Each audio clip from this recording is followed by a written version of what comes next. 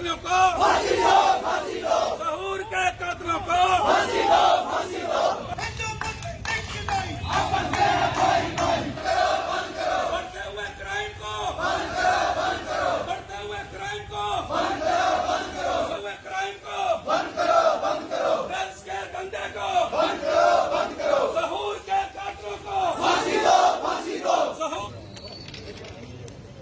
Police Reasi खास करके SSP साहब, डीएसपी साहब, एसएचओ साहब और उनके सारा अमला उनके मशहूर हैं कि एक नामी गुंडे को इन्होंने पकड़कर जेल की सलाखों के पीछे डाल दिया है।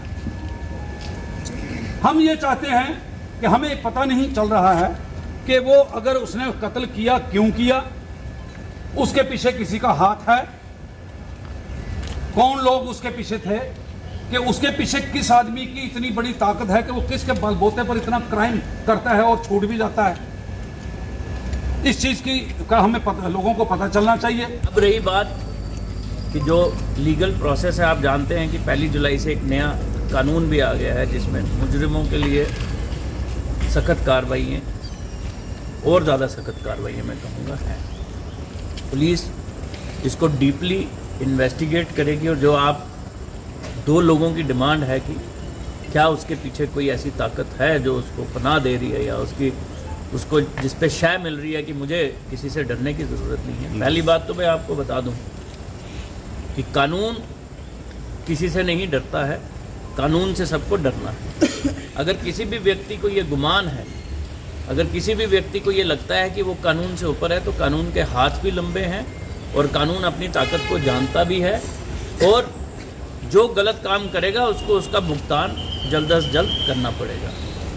एसएचओ और उनकी टीम मैं शाबाशी देता हूं कि उन्होंने जो क्रिमिनल है, मैं सुबह ही हेडक्वार्टर नीरज से बात कर रहा था, पूछ रहा था, तो उन्होंने बताया कि इन्होंने इमीडिएटली अरेस्ट कर लिया है जो मेन है, उस पर जो कानूनी कार्रवाई और जो उसके अलावा जो एक्शन हमारे लीगल फ्रेमवर्क में हम ले सकते हैं वो लिए जाए, ये मैं आपको श्योर करूँ। बाकी ये जितने भी यहाँ पे मेरे भाई बहनें माताएं आए हैं, बुजुर्ग आए हैं, आपको किसी से डरने की ज़रूरत नहीं है। एक गुंडा जो है वो पूरे समाज को डराता इसलिए है क्योंकि समाज सोचता है कि ये हमसे ताकतवर है और समाज को ये लगता है कि कानून से भी ज़्यादा ताकतवर है। हम आप लोगों के लिए अपने घरों से दूर आके बैठे हैं, कानून का ही रिट चलेगा, कानून का ही रूल चलेगा। अगर किसी व्यक्ति ने जुर्म किया है तो उसको उसकी सज़ा भुगतनी पड़ेगी और ये मैं आपको श्योर करता हूँ कि जो भी उस क्रिमिनल को सख्त से सख्त सज़ा है वो ज़रूर मिलेगी, इसमें कोई दो राय नहीं है। मुजरिम पकड़ा गया है, जेल में है, कानूनी कार्रवाई चलेगी और ऐसे केस में है जिसमें आप ये मत समझिए कि उसको बख्शा जाएगा। मुझे अपने जुडिशियल सिस्टम पे भी पूर्ण यकीन है और अपने सिस्टम पे भी पूर्ण यकीन है। नशे के बारे में मैं आपको बताता हूं कि पिछले लगभग 1 साल में हमने चंद लोगों को पिट एनडीपीएस में भी आप पीएसए की तरह जेल में जाते हैं और पीएसए दोनों लगा के जेलों में भेजा है। मेरी आप लोगों से ये विनती रहेगी कि अगर किसी का भी कोई बच्चा, कोई भाई, कोई पड़ोसी, कोई रिश्तेदार इस नशे की लत में पड़ गया है, नशे लेने की लत में, तो वो हमारे पास आए। हम उन बच्चों का रिफॉर्मेशन और उनको रीसेटलमेंट, उनकी रिहैबिलिटेशन करेंगे और उन्हीं के ज़रिए उन सब नशेखोरों को जो नशे की तजारत कर रहे हैं उनको पकड़ के जेल में डालेंगे, सख्त से सख्त कार्रवाई होगी। जी जो जिनकी परसों हत्या कर दी वो मेरे ब्रदर थे, तो हमारी एडमिनिस्ट्रेशन से आज हम मिले, हमारे डिप्टी कमिश्नर साहब से यही गुजारिश रही कि सबसे पहले जो ये केस है ये फास्ट ट्रैक कोर्ट में इसको ट्रायल करवाया जाए ताकि जो कातिल हैं उनको जल्दी से जल्दी फांसी तक पहुंचाया जाए। उसके बाद हमारी और लोगों की ये डिमांड रही कि जो ये लोग हैं इनके हाथ ड्रग में भी ये इन्वॉल्व हैं और लैंड माफिया भी हैं जो लोगों को, इलाके के लोगों को तंग कर रहे हैं, परेशान कर रहे हैं और ज़बरदस्ती लोगों को डरा के रखा हुआ है। तो हमारी एडमिनिस्ट्रेशन से यही गुजारिश रही, हमें उम्मीद है डिप्टी कमिश्नर रियासी बड़े एफिशिएंट ऑफिसर हैं, वो कार्रवाई करेंगे। पर हम अगर कोई भी कोताही बरतने की कोशिश की गई तो हम इंशाल्लाह कोर्ट का तो हम सहारा लेंगे, हम लड़ेंगे। हम एलजी एडमिनिस्ट्रेशन से भी यही अपील करेंगे जो ये कातिल हैं इनको जल्दी से जल्दी फांसी तक पहुंचाया जाए। हमें अपने जुडिशरी पे पूरा भरोसा है और हम ये उम्मीद करेंगे लोगों से कि जब भी दोबारा, अगर अभी तो हमारे पुलिस से, एडमिनिस्ट्रेशन से हम थोड़े सेटिस्फाई तो हैं ही, लेकिन अगर कल तक किसी किस्म की कोताही किसी तरफ से बरतने की कोशिश की गई तो मैं लोगों से फिर गुजारिश करूंगा कि हमारे एक हो के रहना। हम हिंदू मुसलमान सिख ईसाई सब लोग यहाँ पे पहुंचे हुए थे, तो हमें बहुत खुशी भी हुई। तो अब हम यही उम्मीद करेंगे जो कातिल हैं इनको जल्दी से जल्दी फांसी तक पहुंचाया जाए।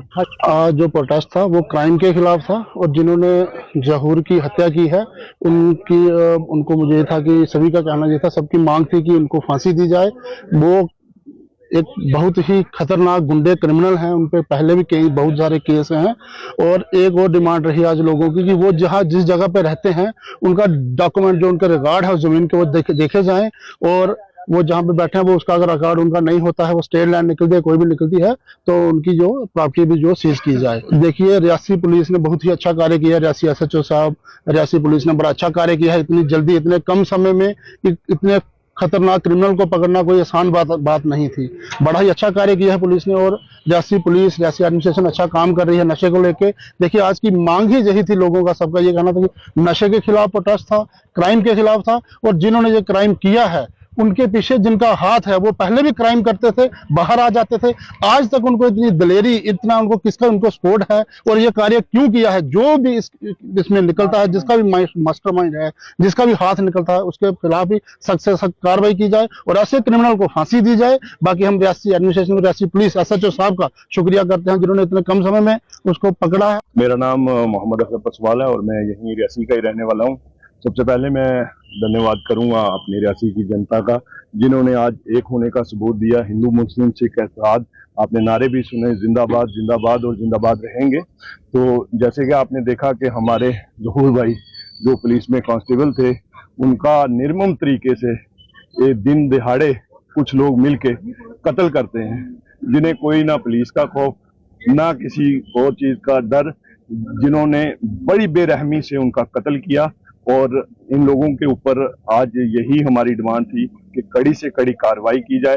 जो लोग इनमें इस चीज में मुलव्वस हैं, अकेले का काम नहीं हो सकता, जैसे कि तारिक भट्ट साहब ने भी कहा, सभी लोग ये कह रहे हैं कि इन अकेलों का काम नहीं है। आप देखिए कि इनके पास पैसा कहाँ से आ रहा है, गाड़ियां कहाँ से आ रही हैं, इनके पास प्रॉपर्टी कैसे बनी, ना ये काम करते हैं। ये लोग बस यही वसूलियों के काम करते हैं और इनके पीछे किसी का हाथ है। हम मीडिया के माध्यम से गवर्नर साहब से भी ये अपील करेंगे। DC साहब ने हमें आश्वासन दिया है जल्द से जल्द कार्रवाई होगी। हम गवर्नर साहब से भी ये कहते हैं कि ऐसे लोगों को जो समाज के अंदर नासूर हैं, इन लोगों के ऊपर कड़ी से कड़ी कार्रवाई होनी चाहिए।